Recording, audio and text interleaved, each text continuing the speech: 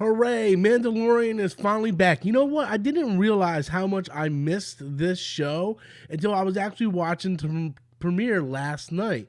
And it really kind of hit me. I'm like, man, I missed this. I miss being in this world. So I'm super happy that Mandalorian is back. I got home super late from work last night. It was like 4 o'clock by the time I got home. So I'm like, you know what? I'm just going to stay up and watch the season premiere of Mandalorian season 3. And to me, it did not disappoint. It gave me exactly what I wanted. Now, I'm not going to avoid spoilers at all in this episode. So if you haven't seen it yet, please do me a favor, check out the episode before you come and check out my initial thoughts of the episode itself. So I was really glad to be back in that world, and I liked the first 10 minutes of it because it kind of threw me off, right? Like you see in the first 10 minutes, and you're thinking that the person they're inducting into the Mandalorian culture is Pedro Pascal's character. You know, what's his name? Jin Darin? Or what? Look, guys, I still don't know his name. Just calm down, okay? I mean, I still call Grogu Baby Yoda, and I'm glad that they referenced that into a joke in the episode, because when Carl Weathers' character came up, Grief Garga shows up and he starts calling him the little one and stuff. He's like, no, his name is Grogu, and he's like, Grogu? Yeah, whatever. Because that's what a lot of people think, right? The average person out there are still calling him Baby Yoda. No one cares about this Grogu crack.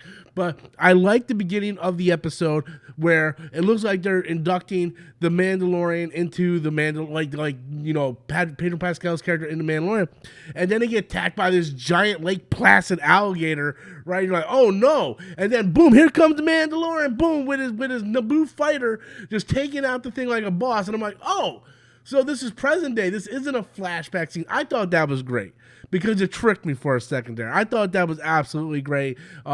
So I really enjoyed how they kind of like played with us with that one. I'm glad that we went back to the original planet. What was it, Navarro or whatever that planet is, and everything has just changed there since Grief Karga, Carl Weathers' character, has taken over. In the first episode, we saw monkey lizards getting barbecued in the streets, but now in the episode, we see like monkey lizards are just climbing trees like normal and all this stuff, and it really brought a more modern culture into the city now, and it goes into them being attacked by pirates, and Carl Weathers trying to calm off the pirates, and of course, something goes down, there's a gunfight, they end up trying to attack Mando at the end of it, which is going to play into a few more episodes later on in the season, because if you watch the trailer, you see like all the Mandalorians just land on the planet, taking out all these pirates. So I think that is something that's going to be setting up later on.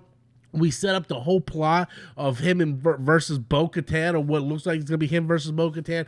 He confronts Bo-Katan about, the rumors of Mandalore, or Mandalore rather, and he's got to go to Mandalore to basically repent for taking his helmet off, which is, to me, it's still silly because that is not an actual rule, okay? The section of Mandalorians that by this rule, they're like a separate like clan, right? That's not a rule for all Mandalorians. If you guys watch Clone Wars or Rebels, you guys know that not all Mandalorians have the rule where if you take off the helmet, you're not a Mandalorian no more. It's like that's their creed, that's their rule. So if he wants to stay as one of their Mandalorians, he can't take off his mask off. So now he has to go repent. He has to go to Mandalore and repent.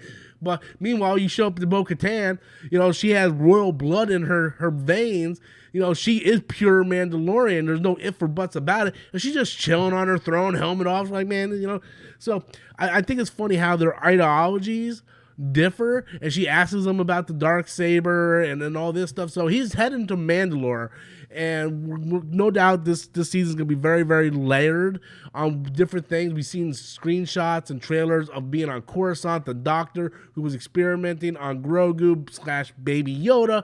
So a lot of things are going on within this season, and I'm really, I'm down for it, right? I didn't realize how much I missed Mandalorian until I was actually on the couch, after a hard day's work, and I'm just watching. I'm like, man, I'm really glad to be back into this world. It was something that I very, very much missed, and it kind of threw me for a loop there, because I thought we were going to jump into the same fetch quest side quest video game narrative where he shows up. He's like, yeah, I want this IG unit back up and running. You know, the IG unit that Taika Waititi played that sacrificed himself at the end of season 1. He's like, yeah, I want that back, right? He's like, well, you need parts from this person. So I was like, oh man, like we're gonna be the same thing where you gotta go help this person in order to get the parts, and then you gotta go stop these pirates in order to help this person get the part. And they really didn't do that, right? The pirate showed up, he took care of it. It's gonna be an ongoing story for the next few episodes.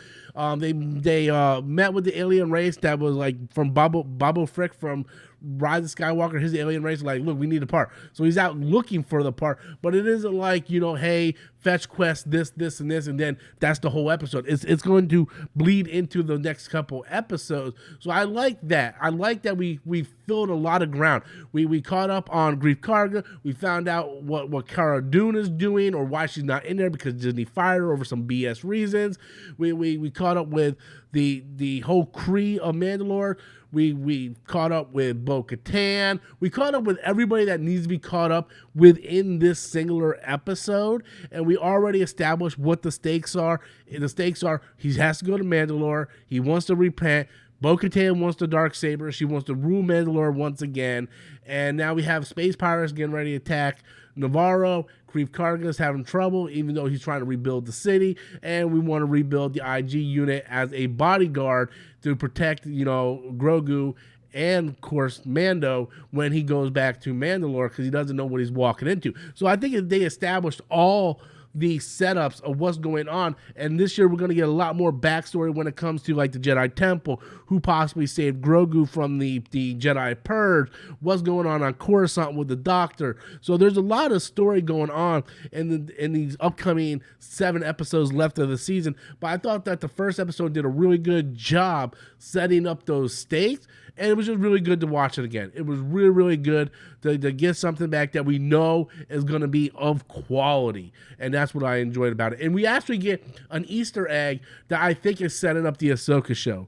You know, I don't know how many people caught it, but there was a scene where they're in hyperspace and Grogu sees the shadow of the Purgle that took Ezra and Thrawn away at the end of Rebels. Now, I don't know if that's the same Purgle that are taking Thrawn and Ezra to the unknown reaches. I'm not entirely sure of that, but they did acknowledge the Purgle that are in the hyperspace lanes that we were introduced to back in Rebels. So I thought that was a nice little Easter egg. I think that might be setting up the Ahsoka show. I think there's going to be a lot of setting up of the Ahsoka show. And overall, just a solid episode in my opinion. But I want to know what you guys think. Have you watched the episode yet? What do you guys think? Be sure to leave your comments in the comment box below. Smash that like and subscribe button. And I'll talk to you guys later.